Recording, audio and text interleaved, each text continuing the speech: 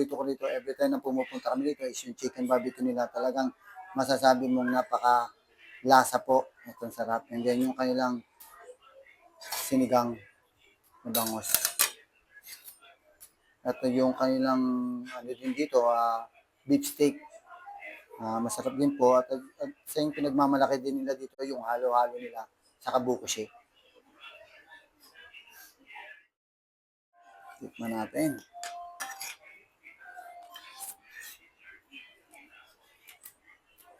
Yun. At meron sila ditong pinagmamalakan din nila na sarili nilang gawa, yung suka nila dito. Sarap.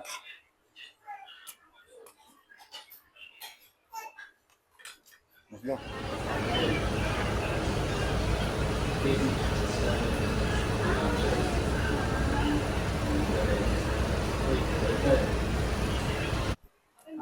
Magandang tanghali po sa mga kababayan natin dyan. At welcome po sa Pinoy Ito TV. Ngayong araw po, ipapakilala ko po sa inyo ang may-ari ng Kusinerong Pinoy. Presi. Ako po si Presi Di Maano, business owner. Ako po ang owner ng Kusinerong Pinoy Restaurant located in Albarcia 1 behind City Max Hotel and Mall of the Emirates. Itatanong ko lang po para sa kaalaman ng mga Viewers kababayan natin dyan. Ano po ba yung istorya nyo? Ano po ba? Paano po kayo nagsimula dito po sa UAE? Actually, ako lang yung what can I say? Ako lang sa family yung talagang gusto mag-abroad, magtrabaho abroad, to help them, to uplift the family. So ngayon, dumating ako dito 2011, Okay. and nagka-work ako, like, December pa yon, December 2011. So, papasko noon. Dito ako nagpasko, dito ako nag-New Year, which is, bilang bata pa kasi ako noon eh. And, nakakalungkot kasi nga, yun yung unang Pasko wala ako sa Pilipinas. So, I got my first job, and my first and last actually. So, Ano po ba yung trabaho niyo? nag-work ako bilang telemarketing assistant sa isang event management company. Then after that, na-promote na lang into, what should I say, admin manager. Then naging executive assistant ako ng may-ari. Then yun na, doon ako actually na-train. So, noong 2012, nag-work ako sa isang event management company.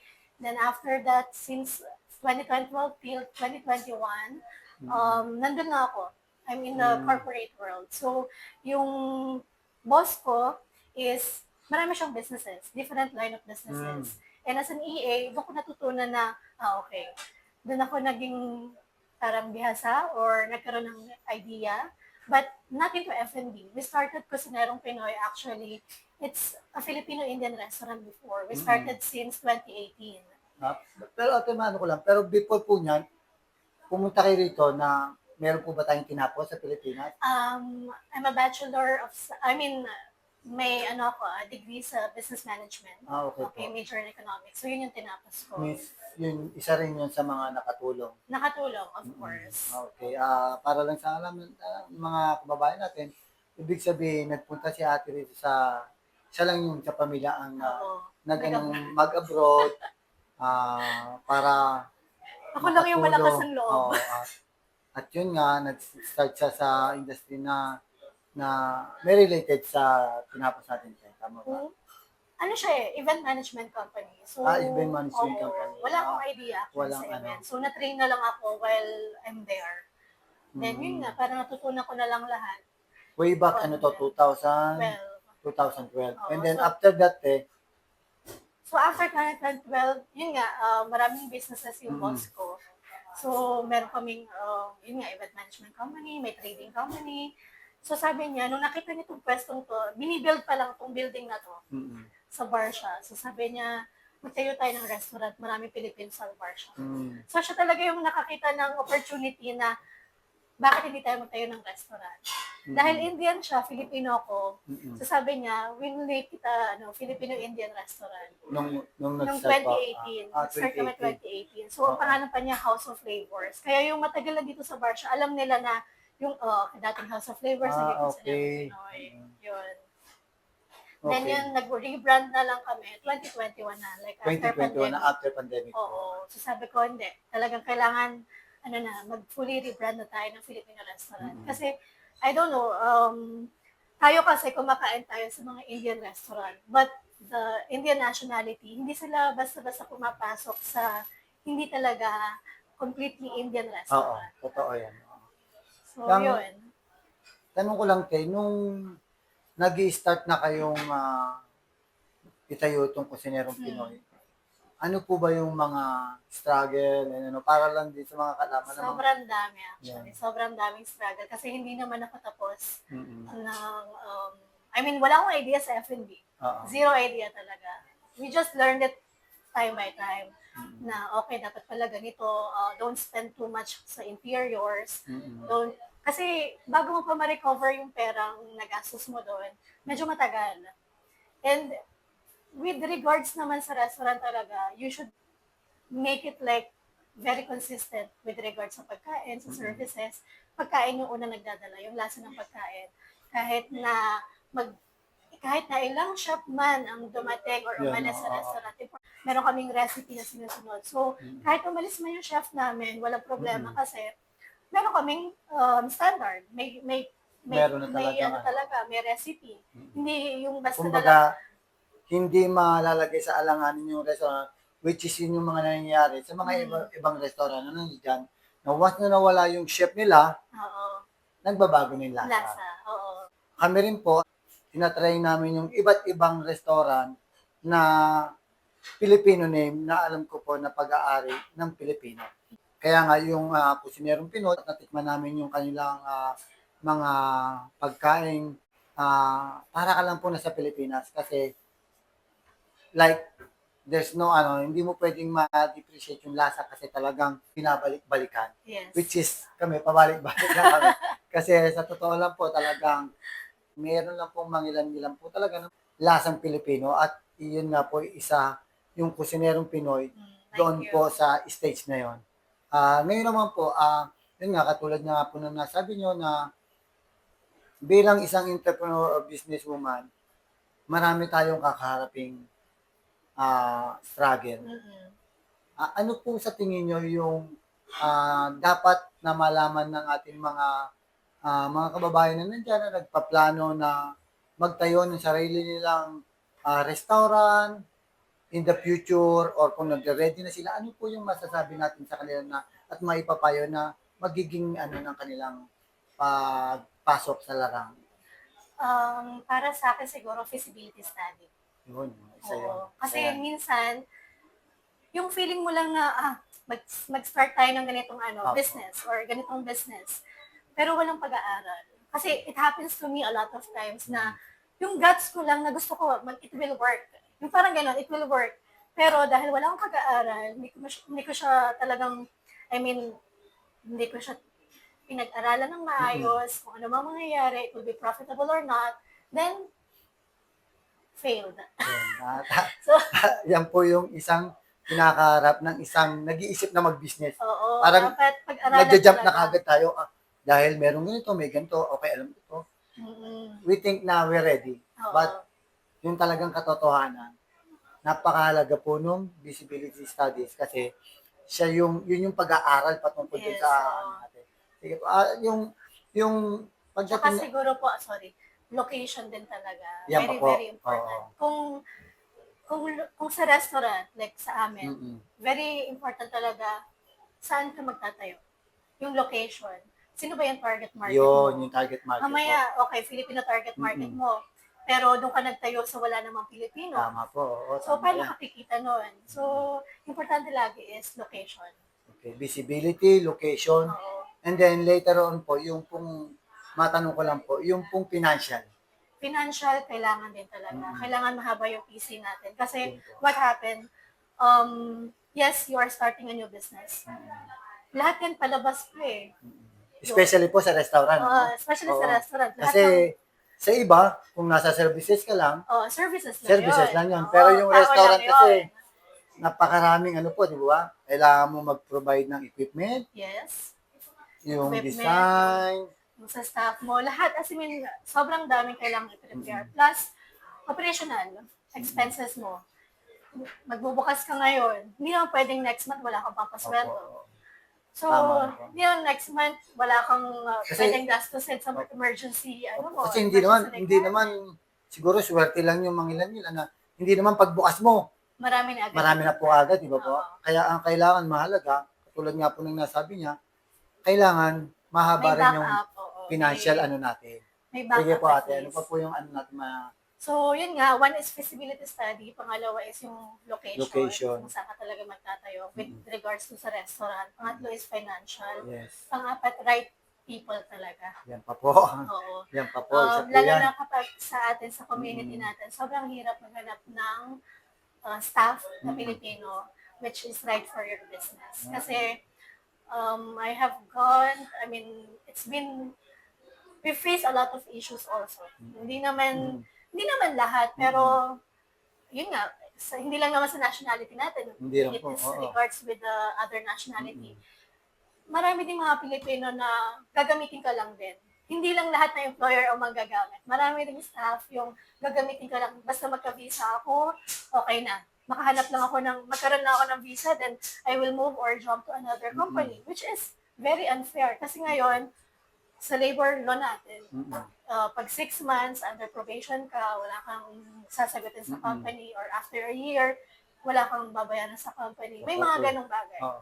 So, yun nga, una-una, kailangan tama yung staff. Kasi, syempre, yung staff mo, sila yung face ng company. Sila yung lagi nakikita ng customer, sila yung magsaservice sa customer. So, importante talaga na yung staff mo will have the same vision na meron ka. Tama po Kasi yun. if they don't have, then they will just get salary and that's it. Naman, and that's it. They don't care anything, actually. Napakaganda po yun na ipunto ni Ate Presi.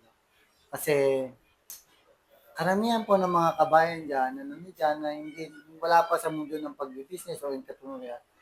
Iba po yung mentality kasi natin eh. Ang ano lang natin is magkaroon ng job, ngayon kung di tayo masaya, magre-resign ka agad without Totoo. thinking na paano naman yung side ng mga employer, di ba? Nangyayari naman po ito sa lahat, hindi lang sa lahat po ng entrepreneurial, businessman, nangyayari na nag-hire ka, then the next month, 3 months, 4 months, nag-resign without thinking na yung cost nun sa employer. Ang isa lang din maipapayo ko is napakahalaga sa pag-hire ng mga tao sa company mo is yung attitude.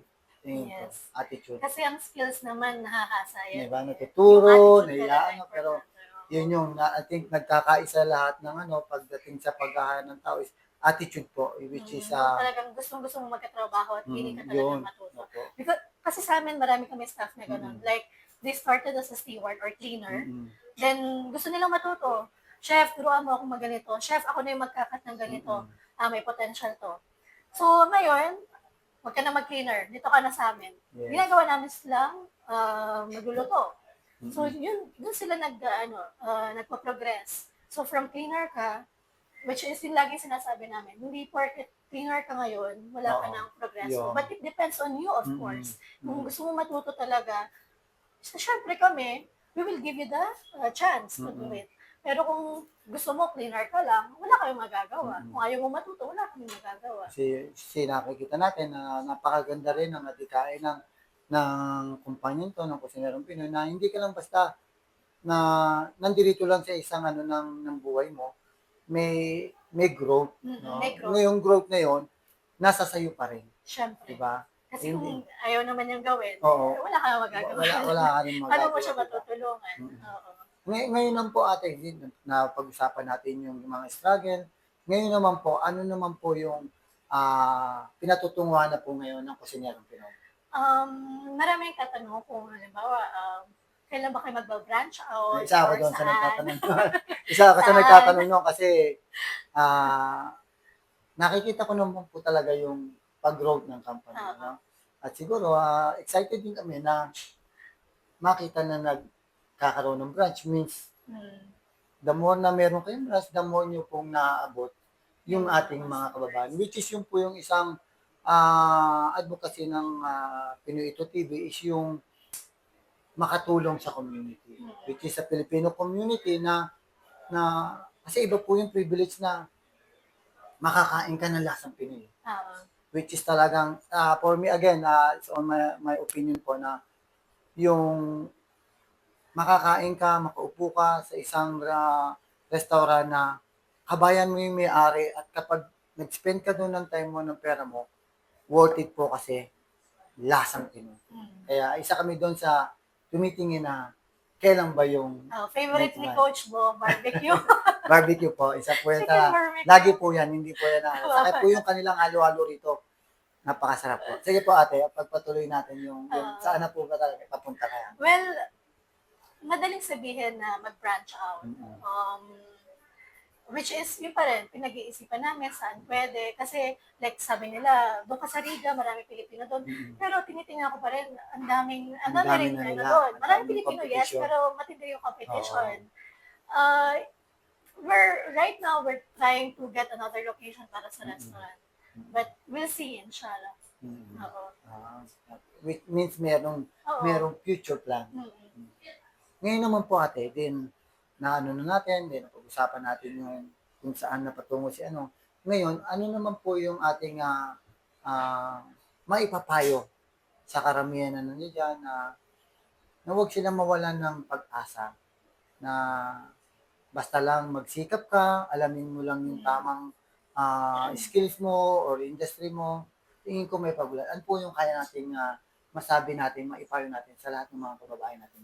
Siguro sa lahat ng mga thriving business owners or thriving na gusto mag-business, ano lang, lakasan din talaga ng loob, unang-una, bukod sa financial, bukod sa alam mo na ito yung passion mo and may potential talaga siya sa market, lakasan talaga ng loob. Kasi right now, like for me, hindi ako pwede sumuko kasi may 14 families na umaasa sa akin. Yun. Oo. Aside from that, we're trying to to give back sa community. Like, meron kaming sinusuportahan sa Pilipinas na orphanage. Yun po Oo, yung kami meron akong sinusuportahan na 15 students sa kanilang studies. So, kahit konti lang yung kinikita ko para sa sarili ko, at least yung team ko and yung makatulong ako sa labas or sa ibang tao is mahalaga sa akin. Sa mga magbi-business nga, siguro, hindi lang importante yung pera. Yes, we Tama are po. doing business for profit or to gain. Pero, para sa akin kasi is, more than that, you have to give back. Yeah, kung mapapansin na. Mainly, sorry po. Sige po. Mainly yung mga business owners naman na gusto talaga mag-business, unang-una kasi kailangan talaga financially meron ka. May pera ka talaga. Ano naman yun eh? Oo. Well, kung sa business partners, kailangan yung business partners mo talaga mapapagkatiwalaan. Kasi minsan talaga, hindi yung minsan, kalimitan. Limited. Yung mga close friends mo or family minsan ang nagiging problema. Well, kung yun ay may different vision kayo. Pero, hindi naman lagi-lagi. So, importante talaga, well, pag-aralan. Kung gusto mo mag-start ng business, pag-aralan mo yung business na yun. Gusto mo ba yung ginagawa mo? May sapat ka bang pera na magagamit sa business? Kasi kung wala ka sapat na pera, don't do it. No, tama. Kasi it will pull you down. Ang mangyayari kasi noon, hihiram ka ng pera to sustain your business, which is, mangungutang ka, magbabayad ka ng interest. For what? So, I think yun po ang main talaga kung mag-start ka ng business. Financial, meron ka. Feasibility study. Lakasan talaga ng loob. Kasi kung mga kababayan, makikita niyo rin po, ang kusinerong Pinoy po hindi lang po basta isang business na for sure, kaya ka nga nag-business is to monetize, di ba? Pero at the same time po, meron din po silang advocacy na tumutulong back home. Yes. Which is mostly sa mga nakilala ko naman po mga business owner dito, mostly laging merong give back to the community. Which is yung po yung isang trademark ng isang Pilipino na karamihan sa atin may busilak na puso sa pagtulong, di ba?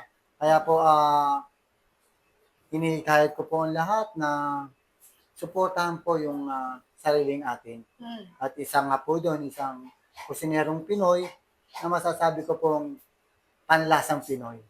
At maraming salamat po kay Ate Salamat. Fred. Panghuling Salamat, ano po, Coach. panghuling pananalita po para sa ating mga Baka pwede na lang ako para- mag-imbita. Oo, yung para Opo. maimbitahan natin sila dito Oo. sa restaurant na to na Opo. pumunta rin kumain. Bisitahin niyo po kami sa Kusinerong Pinoy Restaurant. Located po siya sa Albarcia 1. Behind lang po ng City Max Hotel and Mall of the Emirates. So, pwede rin po kayo mag-order sa noon. Yan. Talaga, Isa kami doon sa umu-order lagi. Ngayon. And we have in-house delivery din. Tawag lang po kayo or WhatsApp sa number namin. Which is, ang number namin ay 0521234679.